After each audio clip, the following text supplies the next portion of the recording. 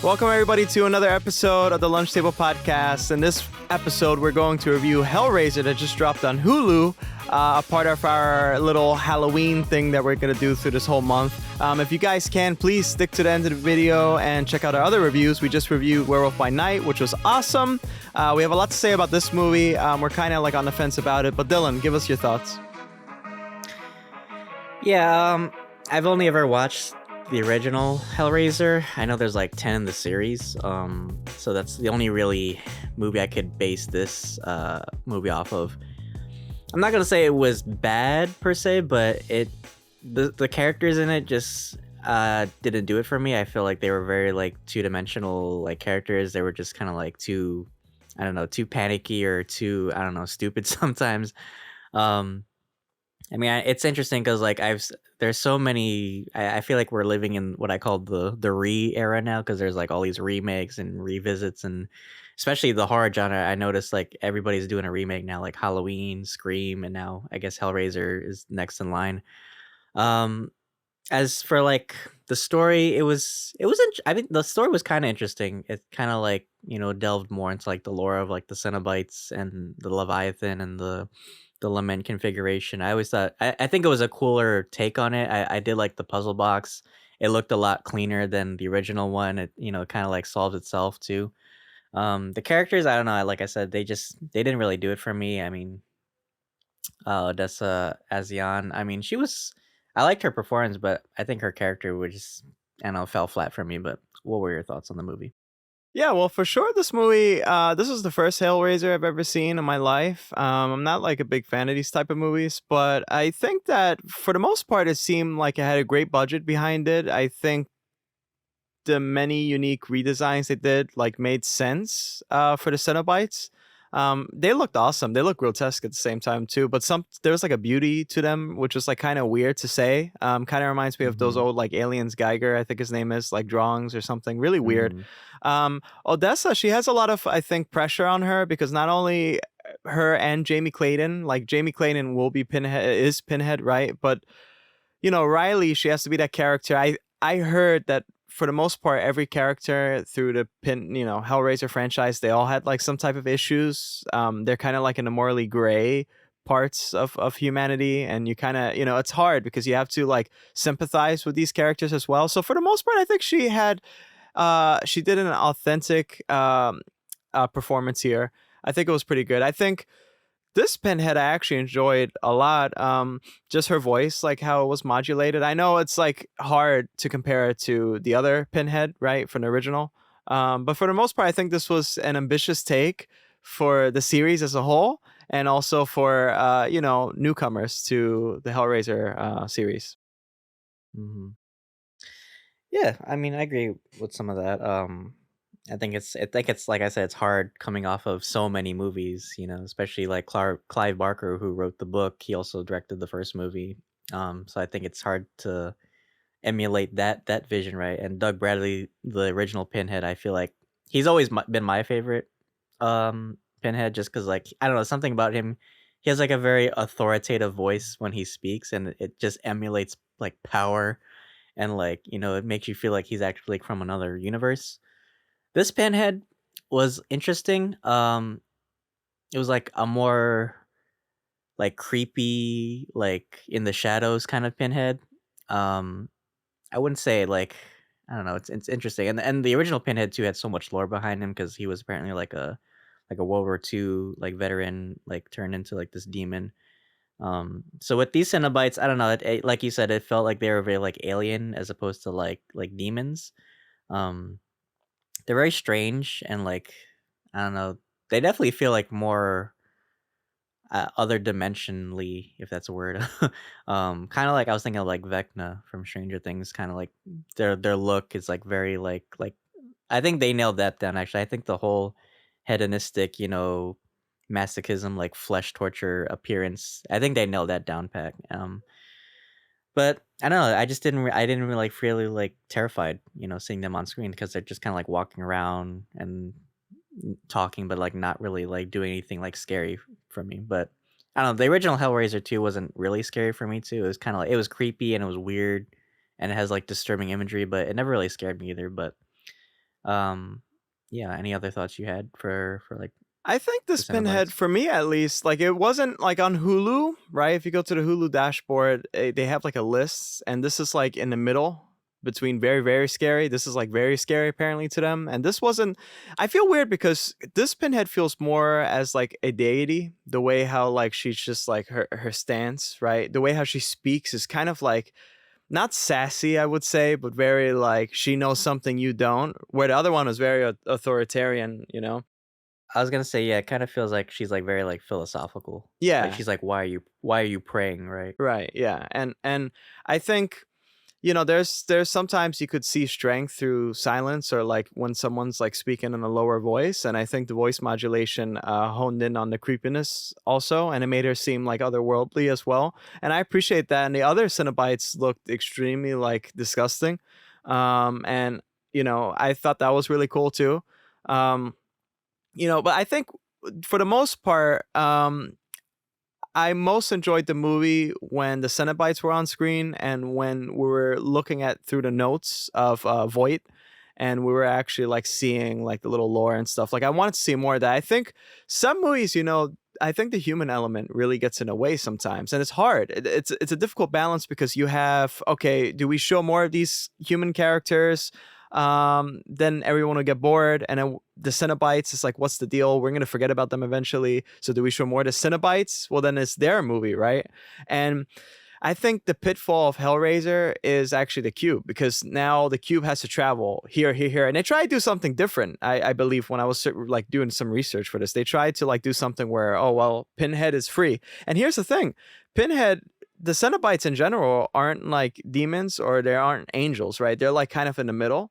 At least that's how it's described by Pinhead, and then they went more down towards the like hardcore demon route, and that's what made it boring. I think that's why the franchise it died off, because you had these characters that were so unique, and the studio wanted to actually make Pinhead into like this type of monster brute character, but no, Clive Barker said, let's make this Pinhead very smart. And so with this movie, I think that they respected that, and even the set pieces, like the way how it moved and stuff, I think it was visually like great, at least for me. I really enjoyed it. Um, but the downside was, I still say this, the human element. I think so. And you can't Mm, really live with it, you can't live without it, right? So it is mhm. what it is. Yeah, I think I think if they had just focused more on Riley, kind of like the first movie, like where just, I forget the girl's name, but it was just like about her and her family, right? In the original one, actually, it was actually the main villain wasn't even the Cenobites; it was like the stepdad, and he was like feeding on people, and I think that was an interesting take. It's like and the Cenobite, like Pinhead even says like they're not even like angels or demons. I think that's a very like humanistic concept or ideal, right? We have to categorize things to things we recognize. But the Cenobites, they don't really fit in either category, right? They're kind of like you said, they're explorers of pleasure and pain and different senses. So what we consider evil, they consider just like normality, right? So I think in that sense, it was kind of explorative in that, and I did kind of like I did find like um Royland's character interesting too, because like he plays like this kind of like devout um like disciple of the Cenobites, right? But he doesn't really know, he doesn't understand their power until they give it to him, right? And he kind of like regrets his decision about that, and that ending too was great, I think. Where he actually like he finally becomes like one of them, right? It's kind of like your wish is granted, right? Like the old saying, like be careful what you wish for until you get it. um but I don't know, like the friend group, I didn't care much for like Trevor. I think the whole kind of like twist with him betraying Riley was kind of corny. Like even like the friends like Nora and I forgot the other guy's name. He was the boyfriend. They just kind of felt like two-dimensional characters. They were just there as just like, you know, kill one and kill two, or the sacrifices. Even Matt, he was there for like the first couple 10 minutes of the movie, but I didn't really like feel sad when he died. I don't know. It's strange because like they didn't give me enough of him to like really like feel bad that he died for some reason. I don't know. What were your opinions on like the human elements and or the characters in this series or this movie? Well, I think they tried. It was really sweet that Matt cared so much about Riley, and he kept on saying, I love you," and she kind of took that for granted because she was struggling with her own problems. And I think the downside is, well, we can't like extend the runtime of this movie because then people will notice more of our flaws, and it'll seem like, oh, when is this thing gonna end or something like that, or there's gonna be a lot of moments where it Mm-hmm. kind of seems like a little like too tagged on with scenes wise.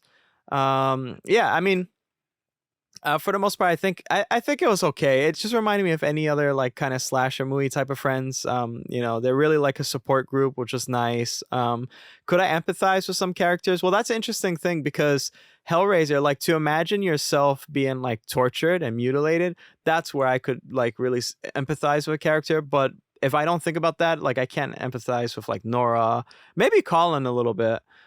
Trevor, actually, I seen that a mile away when he betrayed everybody. I seen it because I have to admit though, I give credit where credit's due. Like the way how he acted did seem like it was shady. Like he was trying to hide something, right? Like in earlier scenes, I kept on seeing that. I was like, why is he like so like trying to get away from this, Mm-hmm. right? The Mr. Voight thing was a surprise to me because I thought for sure he like died. So I was like, oh shit, he's back. And I don't know if that's how it was in a lore. Like if they give you something like it's an awful thing, they probably will give you, and you didn't expect that. But I like how they did it here at least. Um, and I just again I like the redesign of like how he turned into a Cenobite at the end. It was very angelic. It made me feel weird. Like I was looking at it, I was like, oh, this is so like beautiful, this setting, and then all of a sudden he's being like ripped Mm-hmm. apart. Um, I think that's the point, right? And I think that's pretty cool. It's kind of hard to watch, but at the same time too, it's beautiful. And it makes me question myself, like, am I a psycho for like thinking Pinhead has like a nice dress of skin or something? Right. But yeah, I think we. Do you have any other thoughts? Do you want to say before we wrap up? um yeah, I think visually I enjoyed the style of this movie. I think it added like I know I keep saying like I'm not like a fan of contemporary remakes of horror classics, but I think visually I think this was kind of cool to look at like the redesigns for the Cenobites. The story just I don't know didn't really do it for me. I think it would have been interesting actually if they would have showed like the history of the cube and like Pinhead's origins and why he made the cube, right? Because we some movies like the Pinhead series, like they don't really explain like why they even made the cube to begin with, right? Other than just like to like explore different dimensions. So I would have been could have been like an interesting like prequel, like to see like why they made this cube and like who's had it like during the centuries, right? Or like seeing like how many people it went through, right? I think that could have been an interesting take, but yeah, overall, if I had to rate this movie, I'd probably give it a 7 out of 10.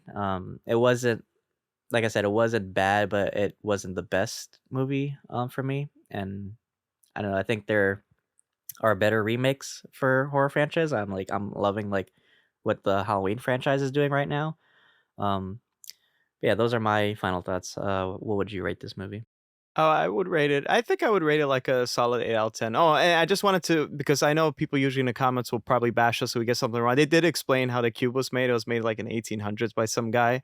But the Cenobites always could travel, but this like basically focused their way of traveling and stuff. Um, and yeah, I think that would be cool for maybe a prequel movie after this because I wouldn't want to see it being passed around like some hot potato, right? Yeah, Uh, because then they're just gonna repeat the yeah, same story every time, it's the you same know. So I thing. think Yeah, yeah, I think like an origin story.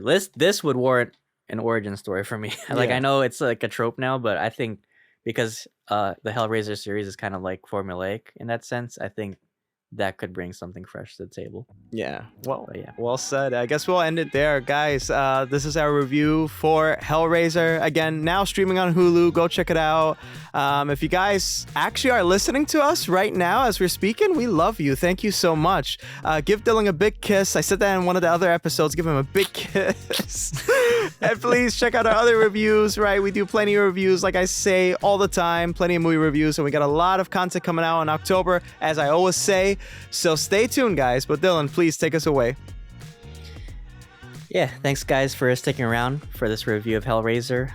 If you aren't following the podcast already, please do. Of course, we're on Apple Podcasts, Spotify, and Anchor. You can follow our socials as well on Instagram, where we post clips of our socials, and our TikTok page as well. But yeah, we have a lot of great content. Like Akram said, we just did Werewolf by Night from Marvel. We're almost done She-Hulk. We have one episode left, but we just did a great review for episode 8. Andor and Handmaid's Tale, of course, we're still reviewing as well. So that'll probably go into November. And we have a lot of great stuff planned for the rest of the year. So thank you guys so much for your patronage as always. And until then, thanks for having lunch with us. See you guys. You just see like a chain like go into my neck or something. That's what I was waiting for. You just see like my cube just like starts moving on its own. I would freak out. But it surprises you with math and shit like that. It's not actually Math.